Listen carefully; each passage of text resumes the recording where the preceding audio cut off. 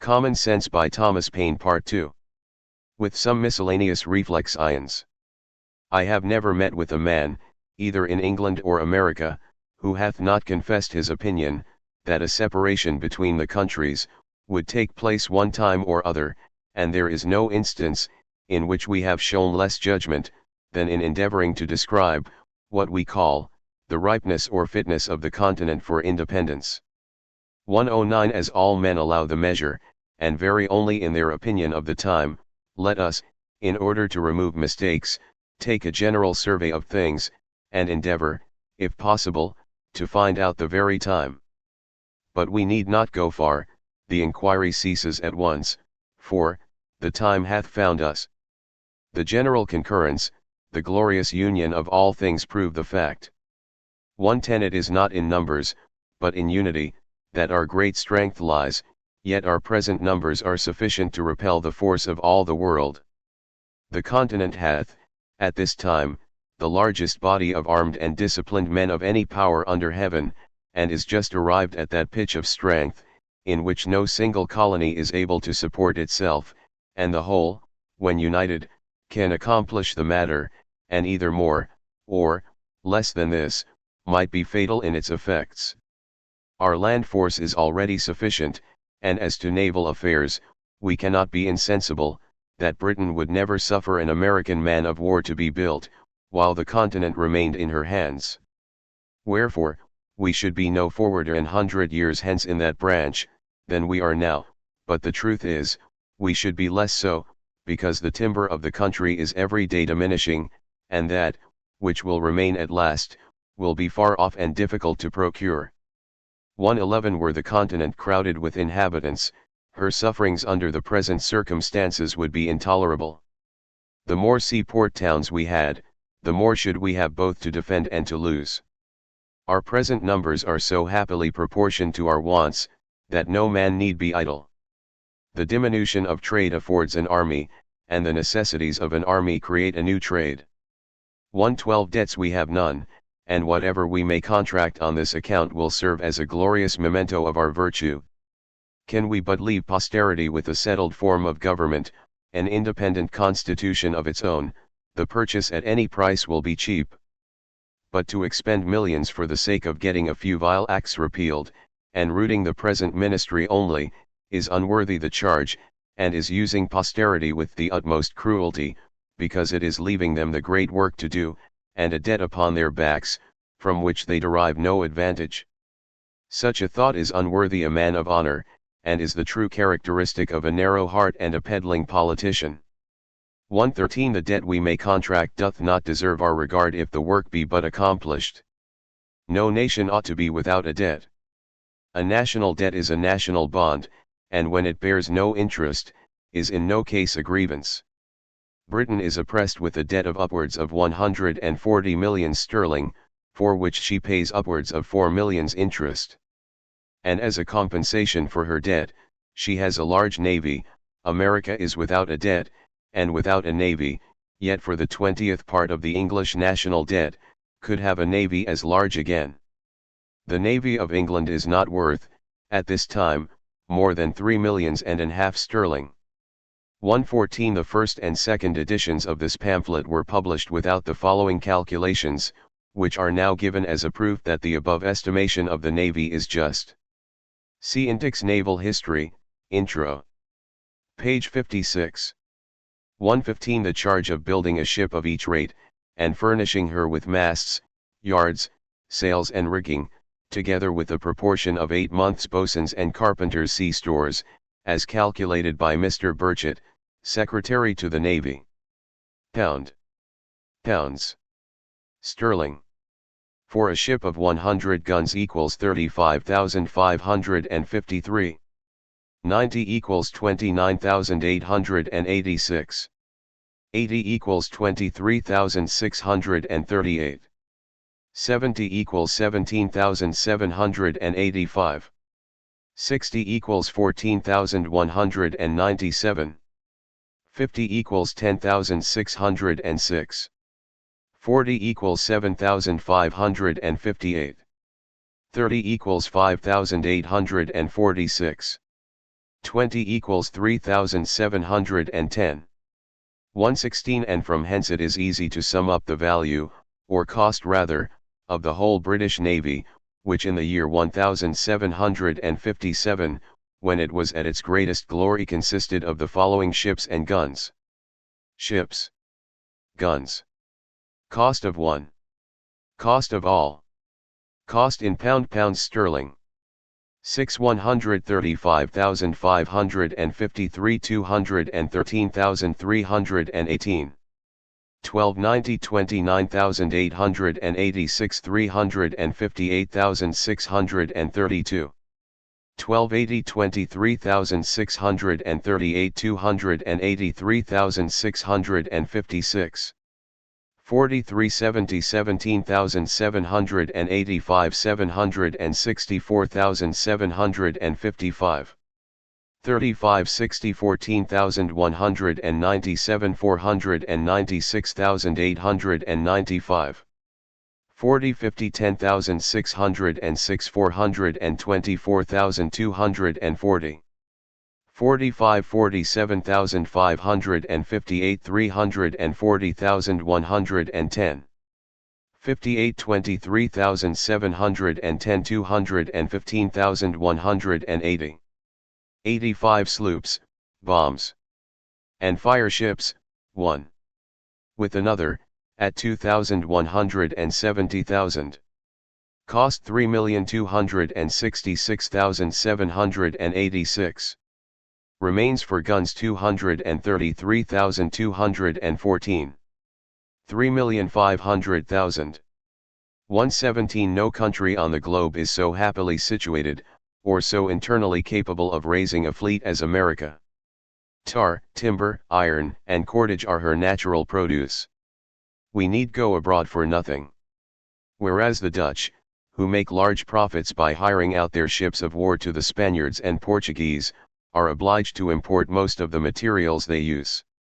We ought to view the building a fleet as an article of commerce, it being the natural manufactory of this country. It is the best money we can lay out. A navy when finished is worth more than it cost. And is that nice point in national policy, in which commerce and protection are united? Let us build, if we want them not, we can sell, and by that means replace our paper currency with ready gold and silver. 118. In point of manning a fleet, people in general run into great errors. It is not necessary that 1/4 part should be sailors.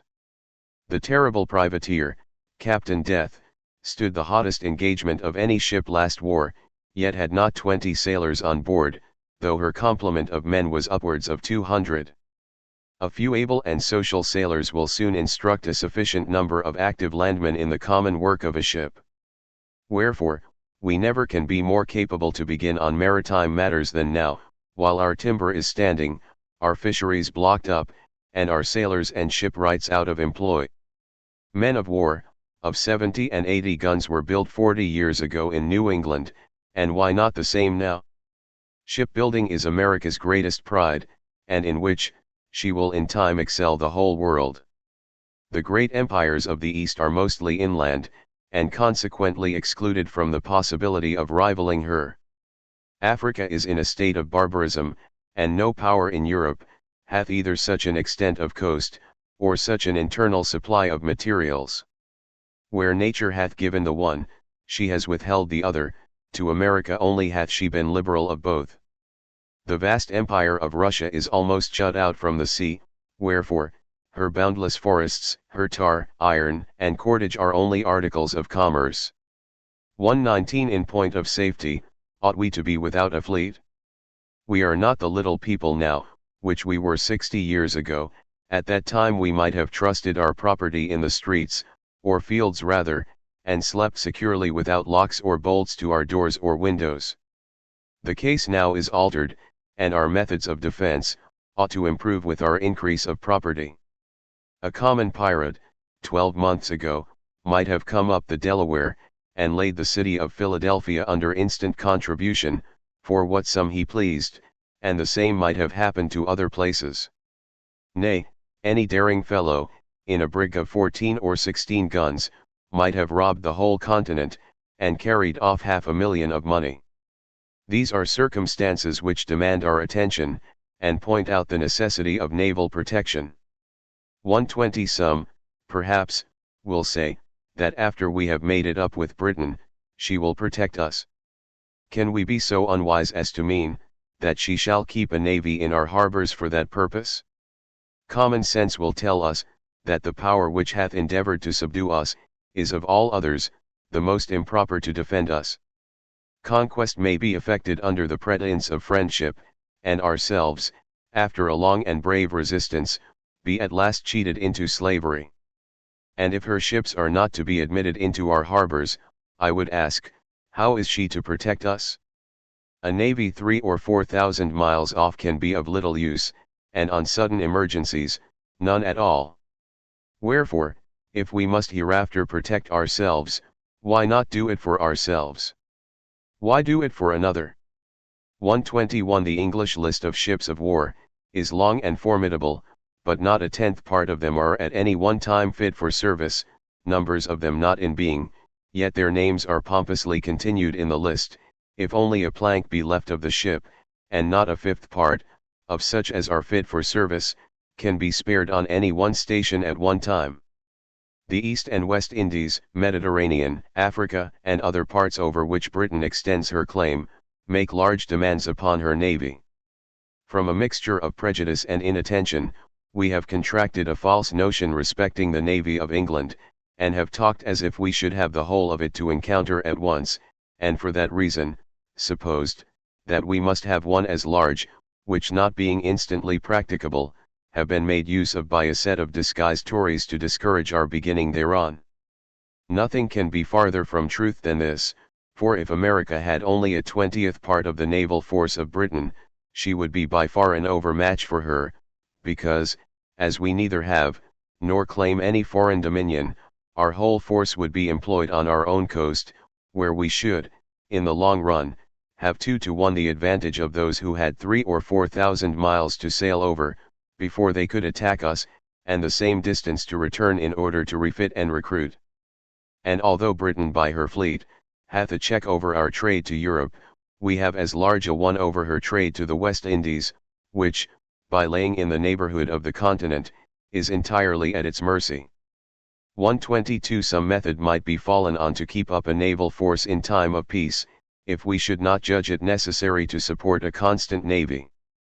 If premiums were to be given to merchants, to build and employ in their service ships mounted with 20, 30, 40 or 50 guns, the premiums to be in proportion to the loss of bulk to the merchants, 50 or 60 of those ships, with a few guard ships on constant duty, would keep up a sufficient navy, and that without burdening ourselves with the evil so loudly complained of in England, of suffering their fleet, in time of peace to lie rotting in the docks. To unite the sinews of commerce and defense is sound policy, for when our strength and our riches play into each other's hand, we need fear no external enemy. 123 In almost every article of defense we abound. Hemp flourishes even to rankness, so that we need not want cordage. Our iron is superior to that of other countries. Our small arms equal to any in the world. Cannon we can cast at pleasure. Saltpetre and gunpowder we are every day producing. Our knowledge is hourly improving. Resolution is our inherent character, and courage hath never yet forsaken us. Wherefore, what is it that we want? Why is it that we hesitate? From Britain we can expect nothing but ruin. If she is once admitted to the government of America again, this continent will not be worth living in. Jealousies will be always arising, insurrections will be constantly happening, and who will go forth to quell them? Who will venture his life to reduce his own countrymen to a foreign obedience? The difference between Pennsylvania and Connecticut, respecting some unlocated lands, shews the insignificance of a British government, and fully proves, that nothing but continental authority can regulate continental matters. 124 Another reason why the present time is preferable to all others, is, that the fewer our numbers are, the more land there is yet unoccupied, which instead of being lavished by the king on his worthless dependants, may be hereafter applied, not only to the discharge of the present debt, but to the constant support of government. No nation under heaven hath such an advantage as this. 125 The infant state of the colonies, as it is called, so far from being against, is an argument in favor of independence. We are sufficiently numerous, and were we more so, we might be less united. It is a matter worthy of observation, that the more a country is peopled, the smaller their armies are. In military numbers, the ancients far exceeded the moderns, and the reason is evident. For trade being the consequence of population, men become too much absorbed thereby to attend to anything else. Commerce diminishes the spirit, both of patriotism and military defense. And history sufficiently informs us, that the bravest achievements were always accomplished in the non-age of a nation. With the increase of commerce, England hath lost its spirit. The city of London, notwithstanding its numbers, submits to continued insults with the patience of a coward. The more men have to lose, the less willing are they to venture. The rich are in general slaves to fear, and submit to courtly power with the trembling duplicity of a spaniel. 126 Youth is the seed time of good habits, as well in nations as in individuals. It might be difficult, if not impossible, to form the continent into one government half a century hence. The vast variety of interests, occasioned by an increase of trade and population, would create confusion. Colony would be against colony. Each being able might scorn each other's assistance, and while the proud and foolish gloried in their little distinctions, the wise would lament, that the union had not been formed before. Wherefore, the present time is the true time for establishing it. The intimacy which is contracted in infancy, and the friendship which is formed in misfortune, are, of all others, the most lasting and unalterable. Our present union is marked with both these characters. We are young and we have been distressed, but our concord hath withstood our troubles, and fixes a memorable area for posterity to glory in. 127 The present time, likewise, is that peculiar time, which never happens to a nation but once, viz. The time of forming itself into a government. Most nations have let slip the opportunity, and by that means have been compelled to receive laws from their conquerors, instead of making laws for themselves. First, they had a king, and then a form of government, whereas, the articles or charter of government, should be formed first, and men delegated to execute them afterward. But from the errors of other nations, let us learn wisdom, and lay hold of the present opportunity to begin government at the right end. 128 When William the Conqueror subdued England, he gave them law at the point of the sword, and until we consent, that the seat of government, in America, be legally and authoritatively occupied, we shall be in danger of having it filled by some fortunate ruffian, who may treat us in the same manner, and then, where will be our freedom? Where our property? 129 As to religion, I hold it to be the indispensable duty of all government, to protect all conscientious professors thereof, and I know of no other business which government hath to do therewith. Let a man throw aside that narrowness of soul, that selfishness of principle, which the niggards of all professions are so unwilling to part with, and he will be at once delivered of his fears on that head. Suspicion is the companion of mean souls, and the bane of all good society. For myself, I fully and conscientiously believe, that it is the will of the Almighty, that there should be diversity of religious opinions among us. It affords a larger field for our Christian kindness. Were we all of one way of thinking, our religious dispositions would want matter for probation, and on this liberal principle, I look on the various denominations among us, to be like children of the same family, differing only, in what is called, their Christian names. 130 In page 40, I threw out a few thoughts on the propriety of a continental charter, for I only presume to offer hints, not plans, and in this place, I take the liberty of re-mentioning the subject, by observing, that a charter is to be understood as a bond of solemn obligation, which the whole enters into, to support the right of every separate part, whether of religion, personal freedom, or property. A firm bargain and a right reckoning make long friends. 131 In a former page I likewise mentioned the necessity of a large and equal representation, and there is no political matter which more deserves our attention. A small number of electors, or a small number of representatives, are equally dangerous. But if the number of the representatives be not only small, but unequal, the danger is increased.